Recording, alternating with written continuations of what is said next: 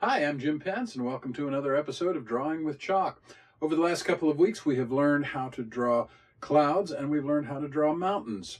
We're going to add to that this week and focus on drawing with trees. Now, I've already toned my paper, and just to remind you how I do that, I have an already dirty eraser that's been kind of covered with blue chalk, and so I just come in here and lay in a little bit of chalk dust. It does a really nice job of toning the paper. Remember, pastels or chalk like to be on a toned surface. They work better that way. So we're going to start out with that. And again, as I've said before, for practicing, white is where you want to start. So for starters, let's talk about how to draw distant trees. And I'm thinking right now of deciduous, leafy trees. Let's say we've got a bank of trees that we want to have in the background. Maybe we've drawn a little, mountain in here in the distance, and we want to draw some trees in front of those. Let me just smooth that mountain there. Okay. All right, to draw the trees, distant trees, the motion is pretty much the same as what we used for clouds. We're going to be doing a circular motion, but this time it's going to be the placement of that shape and the color that we use for that shape that's going to distinguish it from the cloud. Let me erase my little curly cues up there. And this isn't going to stand out very well because I'm doing white on white, but I want to show you the motion. If I were drawing a set of distant trees in here, I would just come and I would do that same cloud motion, and I would do it in front of my mountains, and then I'd come in with another color, and I'm going to show you all this in color in a little bit. But I would come in and kind of cut a grass line in front of those trees. And then I would come back in and highlight it again with a lighter color. So drawing trees, distant trees, is very similar to drawing clouds up in the sky. Again, it's just the color that you use and the placement and the size, but the shape is basically the same. Now, if we want to bring that in a little bit closer, then for a middle ground tree, I'm going to, again, use the same motion, but I'm going to put a little bit more definition in. Again, I'm using white, kind of looks like clouds, but here, instead of going across, I'm coming down, I'm doing kind of a tree shape, and then I will, you always cut in just with the edge of your chalk some branches that are going to give the feel of a tree. Bring those down into a trunk. Now I am using more of the tip of the chalk for this because I want a sharp line. Add a little there. Now I don't like how that came out. Let's take that out.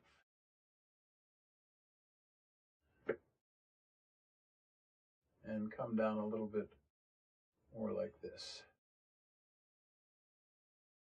And I'm just going to cut in a little grass line there so that you have a feel for a deciduous tree. For let's talk about pine trees. If we want to do distant pine trees, again, let's say I've got my mountain out here. I want to lay in some pines. Instead of the circular motion, I'm going to use kind of a sawtooth. But actually, I'll do it bigger here.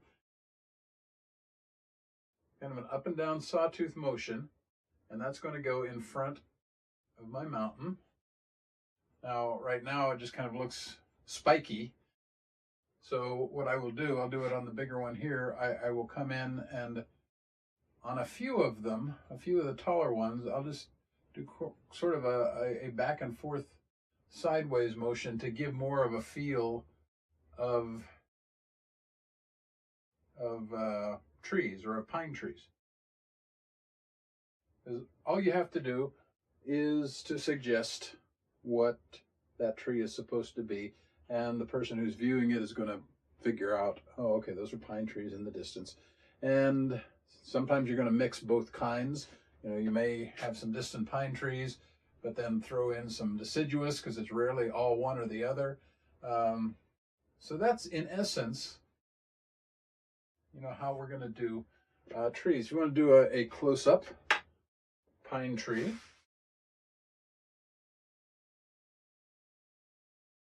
Again, it depends on the kind of tree that you want to use or that you want to draw.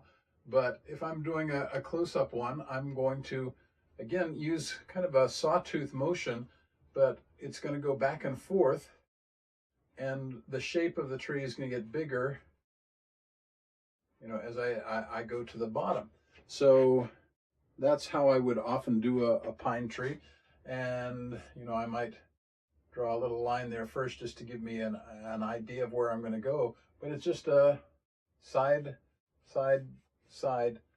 motion that is going to create the illusion again of a pine tree. Now, the way we suggest distance is both with size and with color, and actually it's a lot of times is value as much as color, but the value is the brightness and darkness of the chalk. If you're using lecturer's chalk like I do, that's at times a bit of a problem because we don't have a lot of different ranges of colors, and so we're kind of limited to, let me put greens up first. I've got blues there. For green, we've got kind of a yellow green and a medium green and a dark green. So those are really the three. There are some newer colors, but those are the three primary greens that we use in chalk art. And here's just a straight yellow that at times I will use as part of a tree as well. That's sort of our range of colors for blues. And this is almost going to match the background, but that's a light blue. This is my turquoise blue. This is dark blue. And this is blue violet. So that's kind of a range of values that we work with in the blues. And often chalk artists, and I'm talking about chalk artists drawing big pictures like this, will often use blues to draw trees simply because it's our limited palette that we have to work with. And so sometimes trees will be blue, sometimes they'll be purple. It just depends on what's going to work and what's going to create the illusion of depth and bring those trees out or move them to the back, whichever we want to do. So those are the basic kinds of trees. Let me take some of this color off here. Like I said, one of the advantages of working on bogus paper with lecturer's chalk, you can just erase. I'm going to take that all off. Okay, so we have learned distant trees, just like clouds. Okay, middle ground trees, whether they're pine trees, it's going to be a sideways seesaw or sawtooth. And this is a deciduous tree. It's going to come around. just like that. Now, there are other kinds of trees that you can draw. You know, if you want to draw a palm tree, what's most noticeable about the palm tree is, of course, the palm fronds, the leaves, and a narrow trunk getting bigger as you go down. There are all sorts of different ways that you can draw trees. I suggest that you get a reference photograph or two and try to copy some trees. You'd be surprised how easy it is with chalk to do that. Now,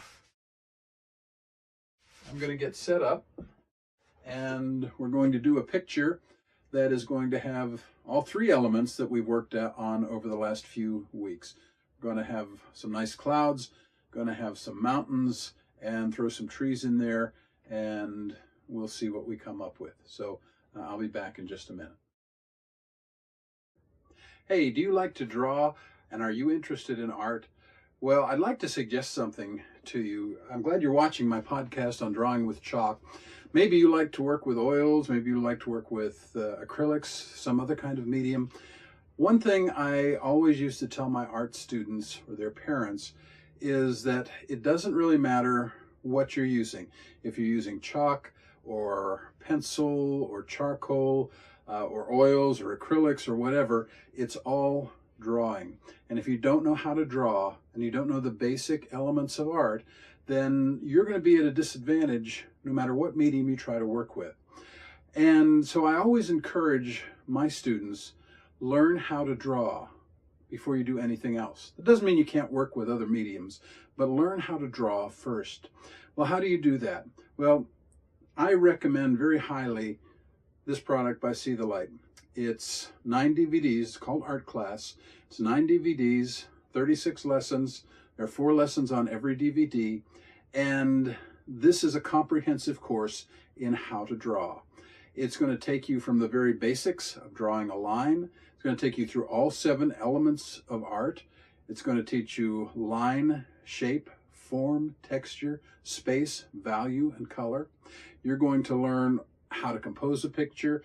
You're going to learn what works, what doesn't work. You're going to learn so much in these 9 DVDs that I can't even express how much. It would take a half hour to tell you everything that you're going to learn here. So if you want to learn to draw, if you really want to excel in art, then learn how to draw. And this set of DVDs by See the Light only runs $99, which when I taught art, I charged $40 a month for each student. So for less than 3 months of what it costs for me to teach you, you can have an entire school year's worth of lessons right here with Art Class, taught by Pat Nepley, a master artist who just has a real knack for communicating what you need to learn. There are fun exercises. There are a lot of hands-on things to do as you work through this. So I would really encourage you, take the time to explore this. You can go to seethelightshine.com and you can actually sample the first 3 lessons from Art Class online.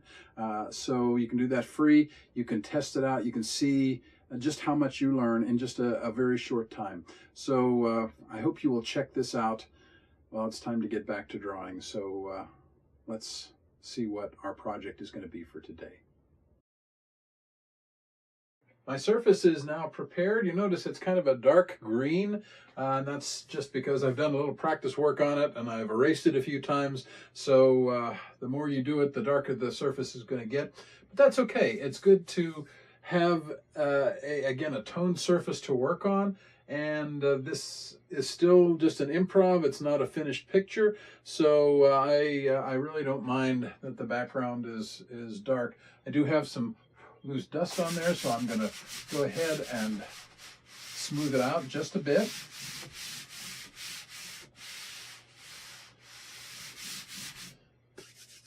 And now we're going to work with the 3 elements that we've been talking about in the last 3 sessions of the podcast. I'm going to start with clouds, going to add in some mountains, and then finally add some trees. We'll have distant trees as well as some close-up trees just to give you a little bit of an illustration of how both are going to work in a drawing.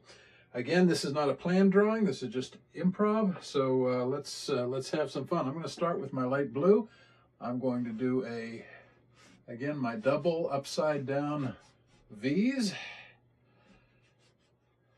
Now, one of the nice things with a dark toned paper, first those mountains show up really well now, and that's again why often it's said that that pastels or chalks do better on a toned paper. They just show up so much more clearly.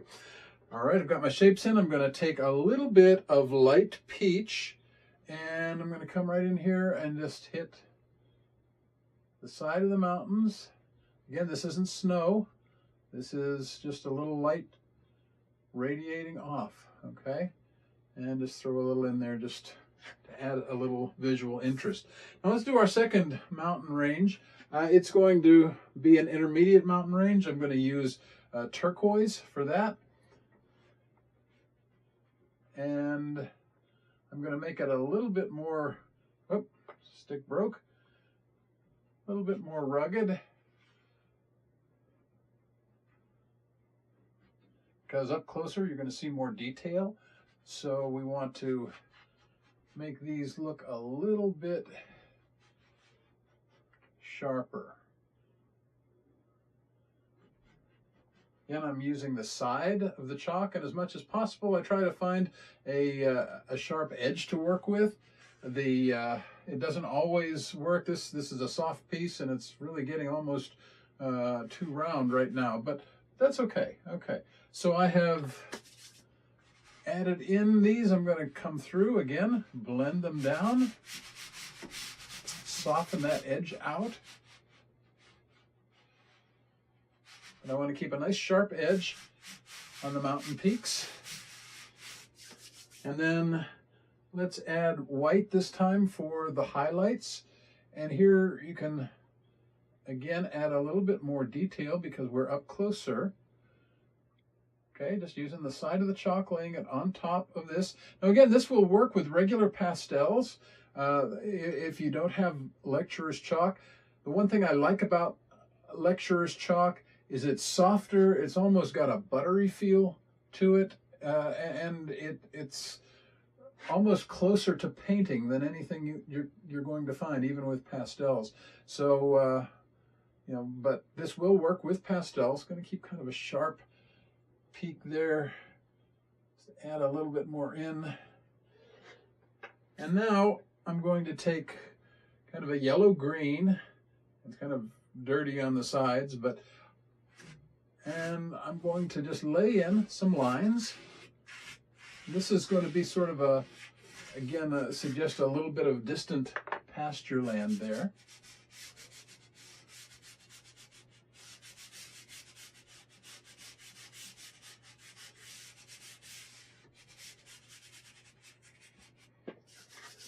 And next we're going to lay in our distant trees. Now, our distant trees are going to be done with the dark green chalk. Well, again, sometimes you get really hard sticks of this. And remember, well, I forgot to put clouds in up there, didn't I? We'll put those in a bit. But you're going to use your same cloud motion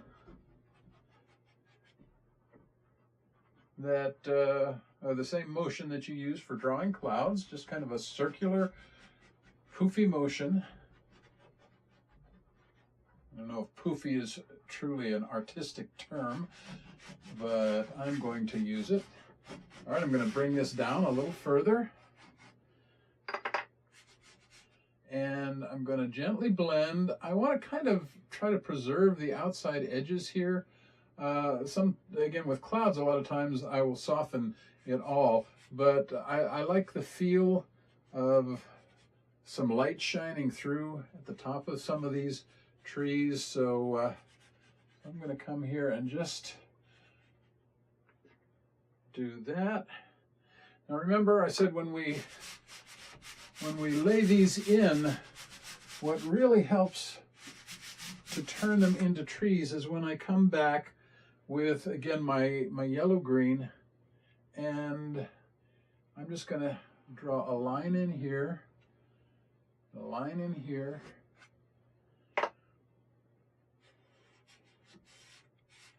and when I smooth that line out, we instantly have a tree line. Now I'll come back again, and I'm going to just do again, just like I do with clouds, just hit some highlights here. Just to give a little bit more shape and substance to the trees. If you look at distant trees, they're not going to be a flat green color. They're going to be a variety of shades of green. So you want to add a little bit of variety in there in the distance.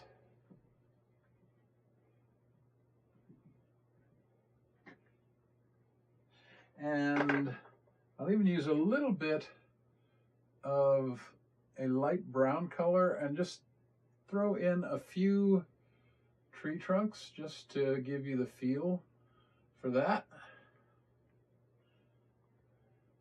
Now again, tree trunks are not normally going to stand out quite that boldly in nature, but I want to give the people that are looking at my drawing, particularly when I'm drawing in front of an audience, I want to give them the feel of what I'm drawing, and so I'll throw those trunks in there just for that purpose.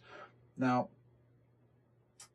next thing that we're going to do is just bring the grassy area forward.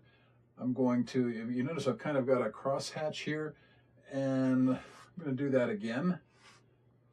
Just kind of draw some lines here, and because my base is sort of green already, I don't have to add a lot of extra green here. So I'm just going to suggest some rolling hills in between here.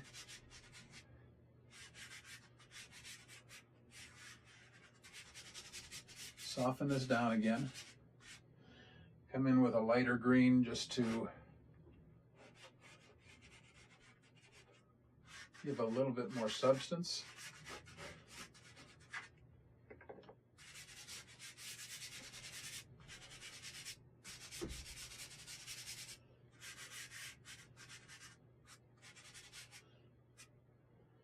I might even throw just a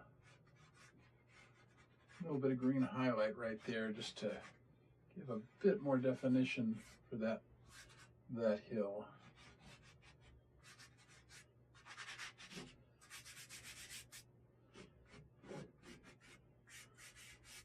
Okay, now I'm going to do something that might seem kind of strange, but the reason I'm doing it is because I want to put a couple close-in trees up here. I normally, if I've planned a drawing out, if I want to draw something real big here in the foreground, a lot of times I won't even draw anything in this background area because I'm just going to be covering it up anyway. Because I did paint something there, I'm going to come in and just erase a bit so that I'm not painting over something that I've already drawn. And again, this chalk is so thick, it's often very difficult to paint over something without it mixing and blending in. And I want to put maybe a smaller deciduous tree or two right up here. So I'm going to clean this area out, and we'll come in and repaint it. Now again, normally I would have just left that dark in the first place. Get rid of some of my excess dust. Okay, now I've got my dark green again. I'm going to do pine tree, evergreen tree here.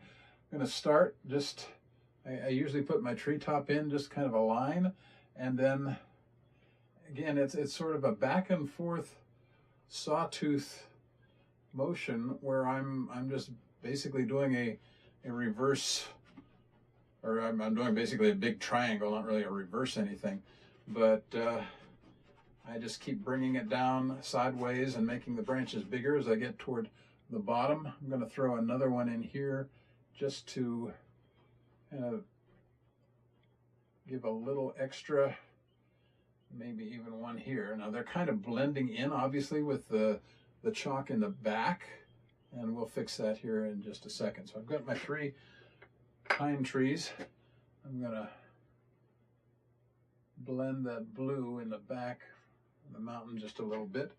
Let me take a lighter green and come in on top here and again add in some highlight.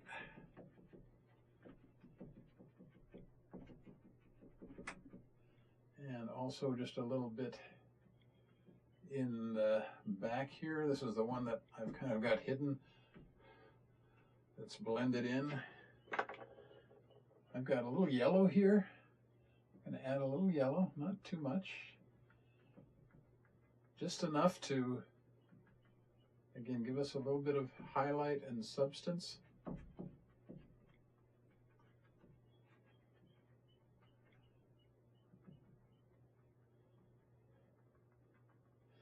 Okay, maybe just a little bit back there. All right, let's come over here and do a deciduous tree. Again, I'm using the same green that I used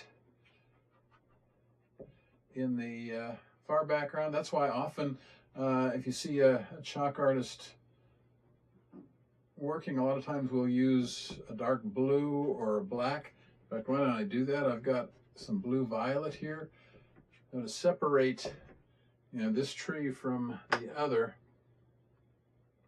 Let me grab my blue violet, and well, its value is actually about the same. Let me try something else here. I guess I will try black, because I want to distinguish. I'm also going to make the tree taller because it's meshing in too much with the same height in the background. There we go. You might say, a black tree, are you kidding me? Well, again, with lecturer's chalk, you just have to sometimes work with what you've got. And often we just don't have a huge range of colors to work with. So now that I've got the tree established, I can come in with a lighter green and come on top of it.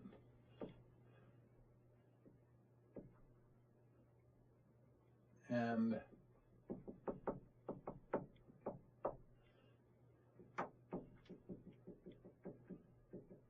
again, this is often why we will use a lot of blues and similar colors for close-up trees. Okay, I'm going to come in again and suggest some branches.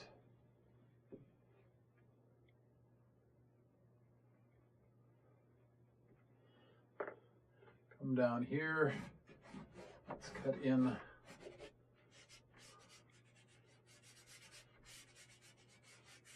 little grass. Give us again an anchor for our tree.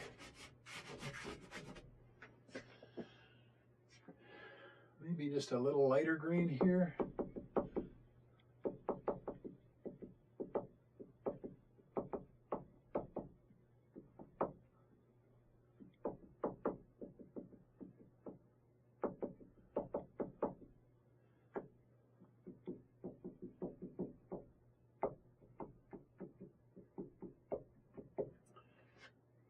And there's our improvised picture. Again, we're just playing with picture elements. Honestly, I'm not particularly fond of that tree. I would probably change it. Again, the colors here are too similar, so I don't like that.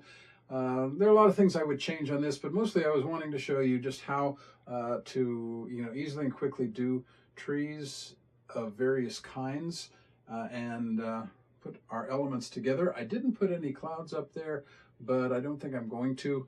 I've already worked this far down and my hand's dirty, so I think I would end up just muddying the whole thing up. So I'm going to stop at that point and let you try it now. Go ahead and get your chalks and get some paper and see what you can do. Again, pastels will work similarly.